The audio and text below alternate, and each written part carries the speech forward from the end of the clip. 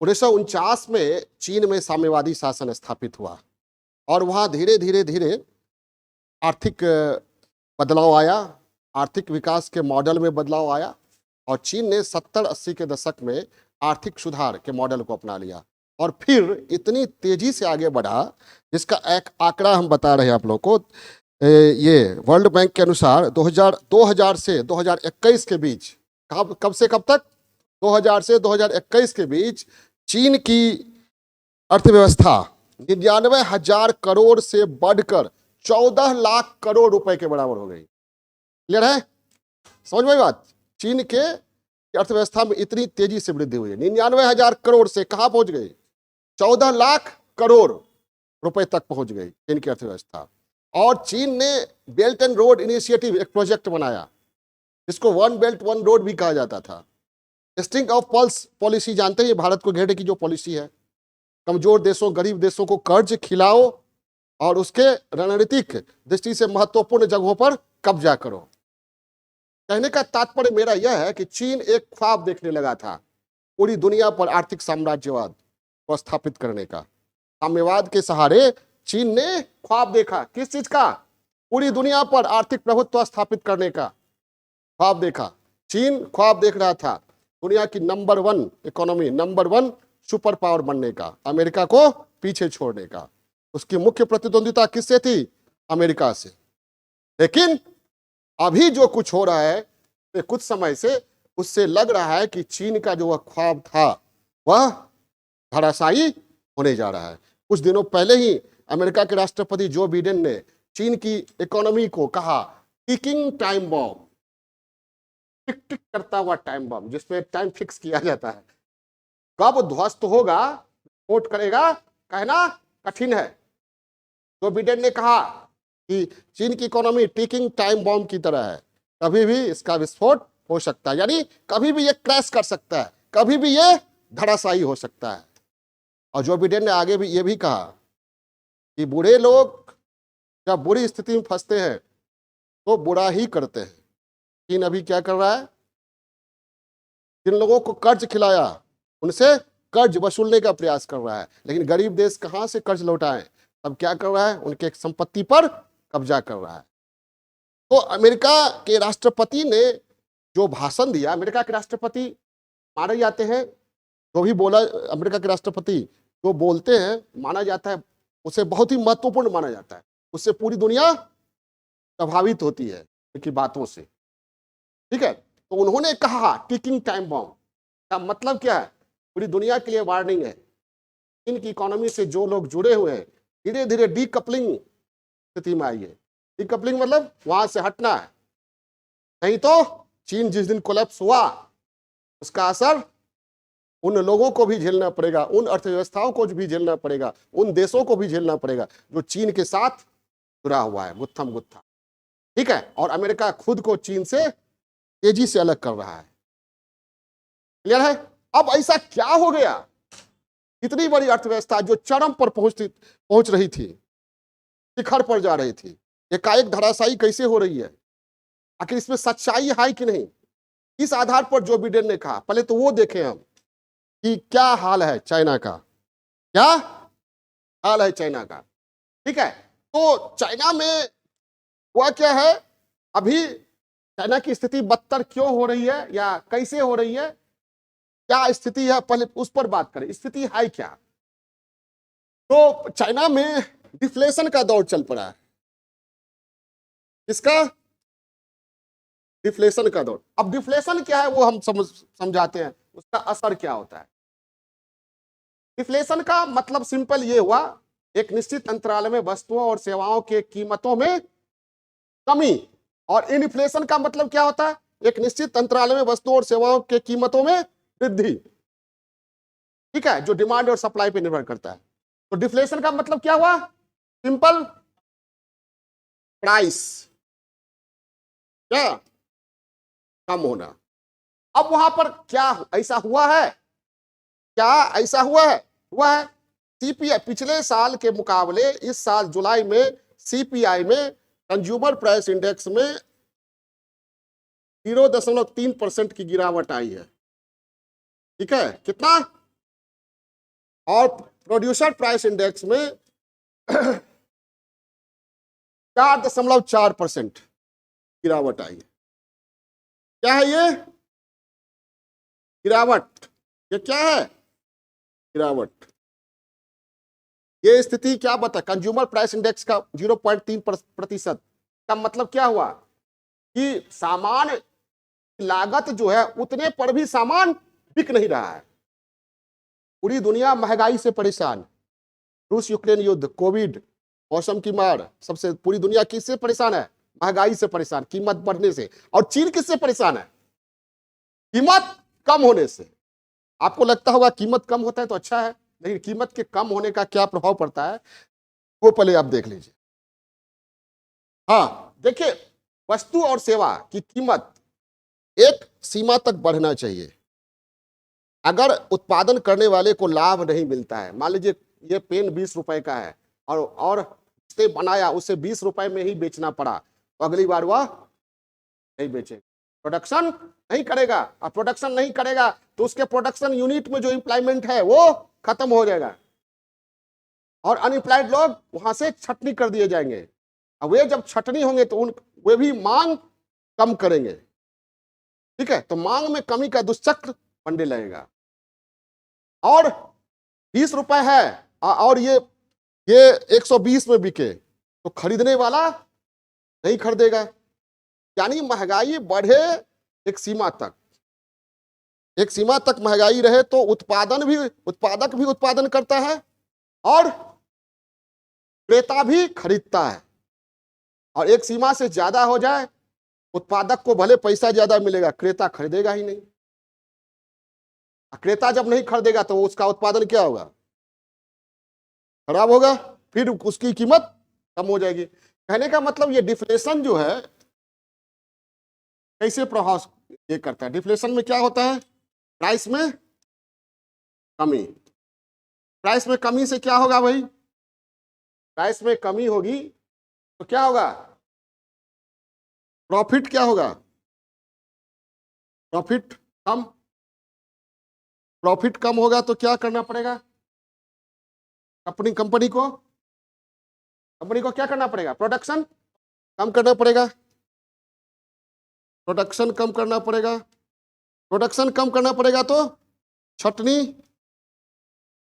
लोग बेरोजगार होंगे, बेरोजगारी बढ़ेगी, बेरोजगारी बढ़ेगी, गरीबी बढ़ेगी, गरीबी बढ़ेगी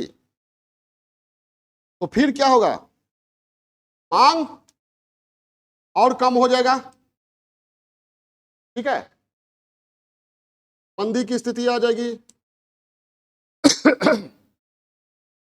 अब गवर्नमेंट पर क्या असर पड़ेगा? जब ये सब कारोबार कम होगा तो गवर्नमेंट का टैक्स कलेक्शन कम हो जाएगा।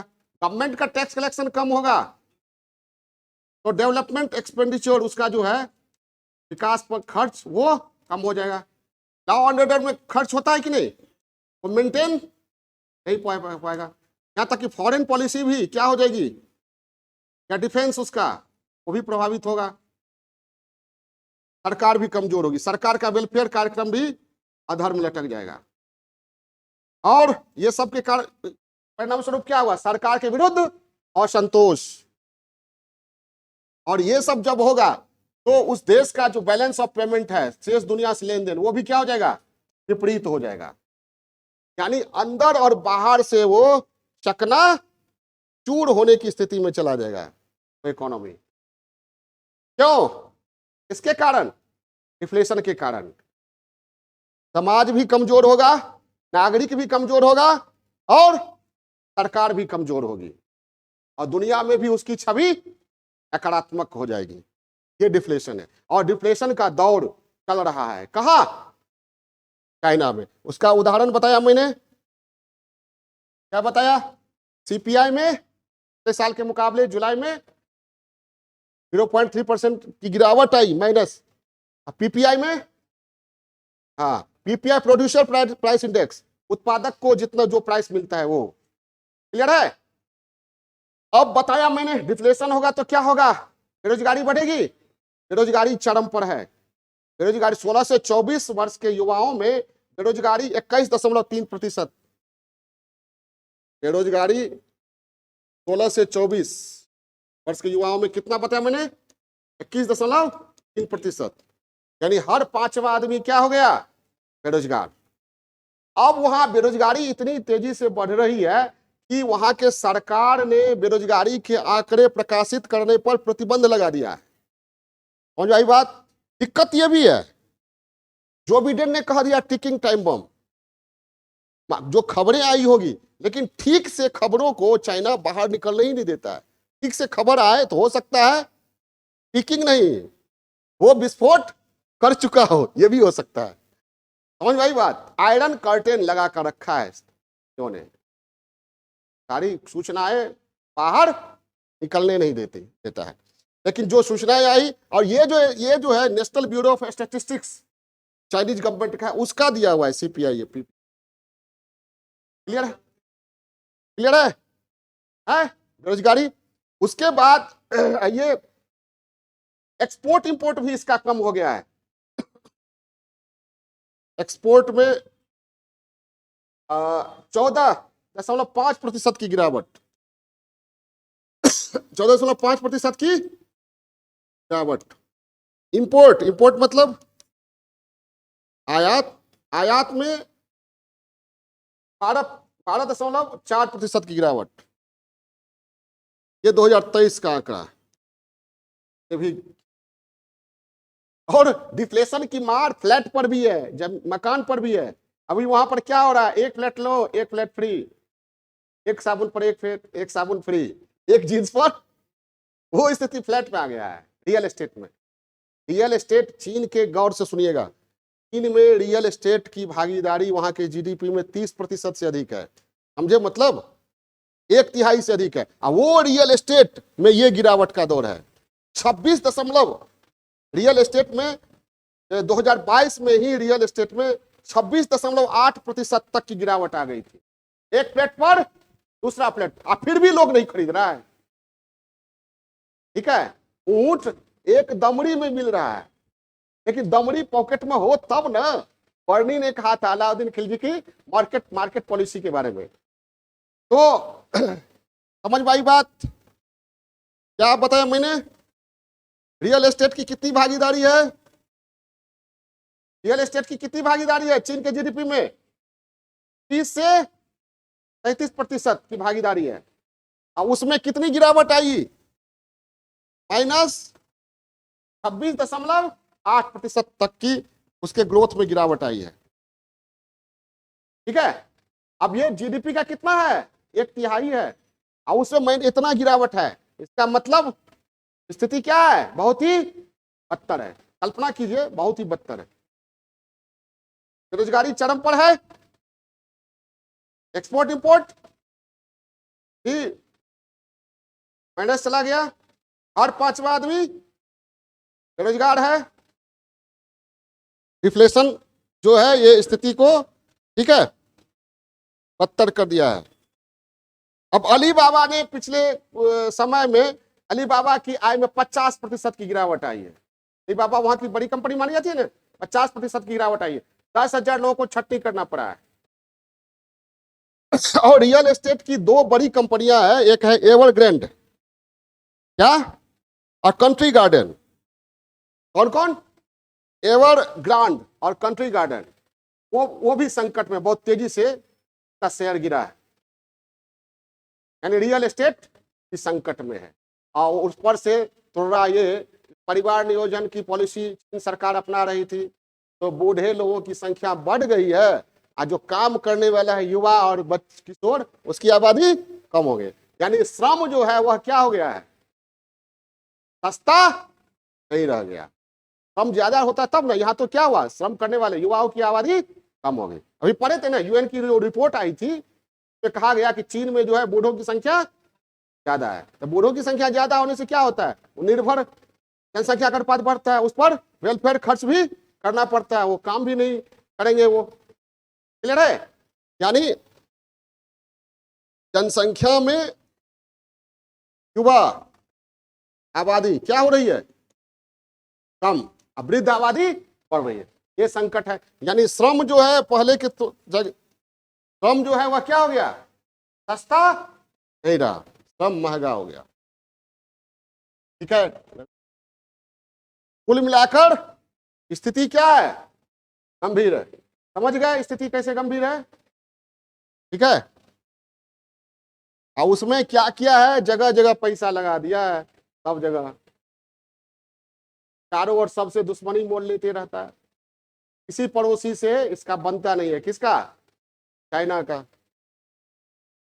अब ये स्थिति है, यानी ये बताता क्या है कि सही में अगर कहा जाए कि टिकिंग टाइम बॉम्ब, तो बिडेन ने कहा है, एनालिसिस कीजिए, एनालिसिस में यही आ जाएगा, कभी भी कोलैप्स कर सकता है, क्रैश कर सकता है। अब इस पर आएंगे कि आखिर हुआ क्या ऐसा, कारण क्या है, ये सब है ना। ये तो स्थिति बताया ना मैंने, अब कारण, तब सुझाव दे देंगे शी जिनपिंग को, आप थोड़ा सा चाल ढाल सुधारिए। ठीक है, तो कारण क्या है, कारण तो आप लोगों ने देखा, सबसे पहले तो कोविड का दौर आया तो क्या लगा, लॉकडाउन, और ये कठोर तालाबंदी की नीति को लागू किया, सबसे ज्यादा कठोर, चीन से ही शुरू भी हुआ था कठोर तालाबंदी, समझ गए, तो सख्ती से लागू किया। तो नुकसान किसको होगा, इकोनॉमी को ही होगा ना। आज जब कोविड का दौर आया, ग्लोबल सप्लाई चेन बाधित हुआ, तो सभी देशों को लगा कि चीन पर निर्भर रहने से कोई फायदा नहीं है, भविष्य में फिर हो सकता है, तो लोकल प्रोडक्शन को बढ़ाओ, वोकल फॉर लोकल। हमारे यहां भी हुआ, कहा, इंडिया में हम लोगों ने मेक इन इंडिया पहले से चला रखा था। आज जब ये ग्लोबल ये कोरोना आया, जब दुनिया से कट गए, तब और हम लोगों को हुआ कि नहीं, मेक इन इंडिया को और तेजी से आगे बढ़ा, वोकल फॉर लोकल, और आत्मनिर्भर भारत अभियान चला। इंडिया भी तो बहुत चीज खरीदता था, इंडिया ने क्या किया, बहुत चीज को लोकल प्रोडक्शन पर, बहुत चीज में लोकल प्रोडक्शन पर बढ़ावा देना आरंभ किया। और केवल इंडिया ही नहीं, दुनिया के अन्य देशों ने भी इस नीति पर अमल करना, क्योंकि कोरोना ने सबको सिखाया ना, कब कट जाएंगे हम दुनिया से कहना कठिन है, ये स्थिति फिर भी आ सकती है। तो क्या करे, दूसरे पर निर्भर नहीं रहे, अपना सामान बनाए और अपने सामान को दूसरे पर को भेजे। क्लियर है? तो जैसे इंडिया में क्या हुआ, इंडिया एवं अन्य देशों में इस पर जोर दिया गया, आत्मनिर्भरता पर जोर। हमारे यहां मेक इंडिया पहले से चल रहा था, वोकल फॉर लोकल। आप कोई भी चीज पढ़िए इस तरह की, लिखने की स्थिति को, केवल जानकारी ले लेना, बहस करना वो काफी नहीं है, लिखने की स्थिति। और ये क्या केवल इंडिया में नहीं, अन्य देशों में भी हुआ।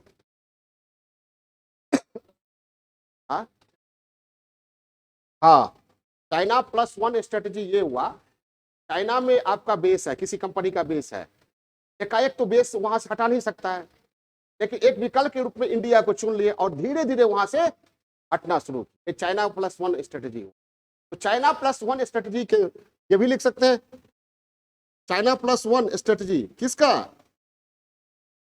मल्टीनेशनल कंपनी जो थी अन्य देशों की, उन लोगों ने अपना वहां से शिफ्ट करना आरंभ किया। जैसे बहुत सारी कंपनियां कहाँ आई, इंडिया आई या और जगह पड़ गई। इससे भी नुकसान हुआ किसको, चाइना को। ठीक है, और बहुत जगह पर चाइना जो है बहुत जगह लड़ता रहता है। ठीक है, तो भारत में भी और अन्य देशों में भी boycott China, anti China sentiments. मान लीजिए आप 140 करोड़ है, 1 करोड़ आदमी, 139 करोड़ नहीं माने, 1 करोड़ मान ले कि हमको चाइना का गुड्स नहीं खरीदना है, नुकसान तो हुआ। 1 करोड़ अगर हजार रुपया का नहीं सामान खरीदा एक साल में, तो 1000 करोड़ का नुकसान किसको हुआ भाई, जबकि हम 139 करोड़ की बात नहीं कर रहे हैं। समझ आई बात? तो बायकॉट चाइना मूवमेंट, जहां जहां चाइना डिस्टर्ब करेगा, चाहे फिलीपींस को करे, मलेशिया को करे, वियतनाम को करे, वहां तो चलेगा ना बायकॉट चाइना। हमारे यहां भी चला ना बायकॉट चाइना। याद है टिकटॉक डिजिटल स्ट्राइक के तहत हम लोगों ने क्या किया कि ऐप को बैन कर दिया, नुकसान नहीं हुआ? इसी तरह और लोगों ने भी किया होगा ना, और देशों ने भी किया। हाँ, अब अमेरिका फूटी आंखों देखना नहीं चाहता है। अमेरिका का कहना क्या है, बहुत चालाक है, टेक्नोलॉजी हमसे लेता है और फिर अब हमने टेक्नोलॉजी से सामान प्रोडक्शन कर क्या कम कीमत पर बेचता है। नहीं समझे? तो चाइना अमेरिका ने कसम खा लिया कि इसको टेक्नोलॉजी रणनीतिक महत्व का जो है तकरीक इसको नहीं देना है, खासकर सेमीकंडक्टर वगैरह नहीं देना है। किसको? यूरोप वालों को भी कह रहा है अमेरिका मत दो। बड़ी चालाक है, क्या करता है, हम लोग का टेक्नोलॉजी लेके और उसी से प्रोडक्शन करके फिर हम लोग को बेचता है। समझ आई बात? तो यूएसए और चाइना में, और चाइना के निशाने पर कौन है? यूएसए ही है। वो यूएसए को पछाड़ना चाहता है। यूएसए इसलिए चाइना को फूटी आंखों देखना नहीं चाहता है। वैसे भी पहले से आइडियोलॉजी दोनों की अलग थी, लेकिन एक मुद्दे पर दोनों आ गया था, बाजार। ठीक है, तो यूएसए और चाइना के बीच ट्रेड वार भी बहुत दिन तक चलता ही रहता है। ट्रेड वार यूएसए एवं यूरोप की कंपनियां, यूरोपियन यूनियन की कंपनियां चाइना से डीकपलिंग समझे, वहां से अलग होने पर काम करने लगा। और चीन का कर्ज भी 250% तक बढ़ गया। चीन की सरकार ने अपने यहाँ के राज्यों से कहा कि आप खूब कंस्ट्रक्शन कीजिए, लोन लेके कंस्ट्रक्शन किया, निर्माण किया, खरीदार कोई नहीं। वो भी देख लिया कि लोगों के पास पैसा पहुंचाओ और क्या कहते हैं, लोगों का डिमांड बढ़ाओ, लेकिन बढ़ा नहीं। ठीक है, inflation का दौर जारी रहा है। समझ में आ रही बात? उसके बाद ये क्या किया है, कर्ज खिलाओ और अपने साम्राज्य का विस्तार करो, कब्जा करो। कर्ज और कब्जा का जो खेल चला, दूसरे को उलझाने वाला खुद उलझ गया। जगह जगह इसका पैसा फंस गया है। Belt and road initiatives, string of pearls के द्वारा भारत को घेरने का प्रयास कर रहा है चाइना बहुत दिनों से। आप लोग जानते होंगे, मोतियों की माला की नीति, मालदीव में मराओ, श्रीलंका में हम्मन टोटा, बांग्लादेश में चटगांव, म्यांमार में कोको। ठीक है, इस सुदूर अफ्रीकी कंट्री जिबूती में भी अपना नौसेनिक अड्डा बना रखा है। जगह जगह लोगों को पैसा खिलाकर, कर्जा देकर गरीब देशों को उलझाना, उसके प्रॉपर्टी पर कब्जा करने की जो पॉलिसी थी, उसके कारण इनका जगह जगह पैसा फंस गया। किसका? चाइना का। ठीक है, अब वही जो बिडेन ने कहा है कि बुरे लोग बुरे दिनों में बुरा कार्य ही करते हैं। कर्ज खिलाया गरीब देशों को, अब कह रहा है वापस लाओ, खुद संकट में है तो गरीब देश कहां से दे? तो क्या कर रहा है, उनकी संपत्ति पर कब्जा कर रहा है। तो ये है। अब चीन पड़ोसियों से भी विवाद इसका, कोई ऐसा पड़ोसी नहीं है चीन का जिससे इसका विवाद नहीं हो। मैंने पढ़ाया भी था आप लोगों को कि 9 डैश लाइन खींचकर समुद्र में कहता है ये मेरा इलाका है, हमारा इलाका है। तो सभी पड़ोसियों से विवाद है। अब पड़ोसियों से विवाद होगा तो क्या होगा, पड़ोसियों से जो आर्थिक संबंध है, जैसे हमारे यहाँ बैकआउट चाइना, वहां भी बैकआउट चाइना चलता होगा, फिलीपींस में, मलेशिया में, इंडोनेशिया वगैरह वगैरह में। ठीक है, एक ताइवान का मुद्दा, ताइवान पर जो चाइना बढ़ना चाहता है, चाइना मेनलैंडर चाइना वाले ताइवान पर बढ़ना चाहते हैं, जिनपिंग चाहते हैं ताइवान पर कब्जा करना। तो इससे जो है मल्टीनेशनल कंपनियां जो है वह ये खौफ में आ गई हैं कि बहुराष्ट्रीय कंपनियों के आंतरिक मामलों में चाइनीज गवर्नमेंट का हस्तक्षेप बढ़ेगा। सरकारी हस्तक्षेप बढ़ा भी है। जैसे अलीबाबा का जो चीफ था जैक मा, वो गायब हो चुके हैं। इसी तरह और भी कंपनी के सीईओ गायब हुए हैं। तो बाहर वाले जो हैं मल्टीनेशनल कंपनी वाले, उनको भी तो लगा होगा कि हम लोग कब गायब होंगे, चाइना का इससे बढ़िया है वहां से कारोबार समेटो। अब ये क्या करते हैं, ठीक है, इनकी गुड्स जो होती है उसकी विश्वसनीयता नहीं रहती है। चल गया तो चांद तक और नहीं तो शाम तक। डंपिंग भी खूब करते हैं। तो ये धूर्तता का खेल जो है वो ज्यादा दिनों तक चलने वाला नहीं है, इसलिए इनका एक्सपोर्ट इंपोर्ट गिरा है। ठीक है, और जो मैंने बताया पहले भी, युवा आबादी क्या हो रही है, कम हो रही है, यानी चौतरफे संकट में घिर गई है चाइना की सरकार। 99,000 करोड़ 2000 में से बढ़कर कितना तक पहुंच गई थी 2021 में? 14 लाख करोड़। बीच में आ गया कौन? कोरोना। कोरोना से अभी तक चाइना उबरा नहीं है। ये बात और है कि हम लोग उबर चुके हैं। इंडियन इकोनॉमी चाइना कोविड के दौर से उबर चुकी है, काफी हद तक उबर चुकी है। स्थिति बहुत ठीक ठाक है हमारे यहाँ। हाँ, तो इसका भारत और दुनिया पर क्या असर पड़ेगा? ठीक है, पूरी दुनिया के आर्थिक विकास में चाइना की भागीदारी 40% तक है। कितनी है? 40%। और चीन का कारोबार पूरी दुनिया में है। तो चीन अगर क्रैश करता है तो पूरी दुनिया पर, पूरी दुनिया की इकोनॉमी पर असर करेगा। इसलिए जो बिडेन ने दुनिया को आगाह किया, क्या है, टिकिंग टाइम बम है, ज्यादा सट के रहिएगा, जब विस्फोट होगा तो क्या होगा, आपका भी चिथड़ा उड़ाएगा। कहने का मतलब क्या? जितनी जल्दी हो बम से दूर भागिए। समझ आई बात? लेकिन चाइना अगर क्रैश होता है तो दुनिया की इकोनॉमी पर भी असर पड़ेगा। भारत पर भी असर पड़ सकता है, भारत का भी कारोबार है चाइना से। हाँ, ये हो सकता है कि हम लोग क्या करें, मेक इन इंडिया को और भी बढ़ावा दे, वोकल फॉर लोकल को बढ़ावा दे, आत्मनिर्भरता को बढ़ावा दे, और जो विदेशी कंपनियां आ रही हैं उनको तरह तरह के छूट देकर उनको इन्वेस्टमेंट के लिए प्रेरित करें, एक माहौल प्रदान करें, डूइंग इजी। ठीक है, तो क्या करें, भारत को क्या करना चाहिए? हम अपने ही देश के बारे में करेंगे। भारत को क्या करना चाहिए? मेक इन इंडिया को और बढ़ावा देना चाहिए। एफडीआई नीति को उदार बना दिया जाए ताकि बढ़े, और इंफ्रास्ट्रक्चर अच्छा रहेगा तब ना कंपनी हमारे यहाँ टिकेगी, मजबूत किया जाए। और हमारे यहाँ लेबर बढ़िया रहेगा तब ना। तो क्या किया जाए, स्किल इंडिया पर जोर दिया जाए। ठीक है, और डेमोक्रेसी को मजबूत किया जाए, और इंटरनल हमारा जो मार्केट है वो कमजोर नहीं होना चाहिए। ठीक है, जब आप दूसरे पर निर्भर हो जाते हैं, कारोबार जो आप सामान बनाते हैं अब वो दूसरे को बेचेंगे तब हमें प्रॉफिट होगा, तो हो सकता है दूसरा कभी भी हट जाए। लेकिन आप अपने यहाँ बेचते हैं, अपने यहाँ की इकोनॉमी को बढ़ाते हैं, लोगों के डिमांड को बढ़ाते हैं, तो संकट में कम ही आइएगा। तो ये है, भारत को करना चाहिए ये सब। चीन अगर क्रैश होता है तो भारत को उसका लाभ मिल सकता है, भारत को नुकसान भी हो सकता है, लाभ भी मिल सकता है। नुकसान क्या हो सकता है? जैसे दवा बनाती है हमारी कंपनियां, ठीक है, मेडिसिन के क्षेत्र में भारत को पूरी दुनिया का मेडिसिन हब माना जाता है, जानते हैं ना, मेडिसिन हाउस। लेकिन मेडिसिन बनाने के क्रम में एपीआई की जरूरत होती है, एक्टिव फार्मास्यूटिकल्स इंग्रेडिएंट्स की जरूरत होती है।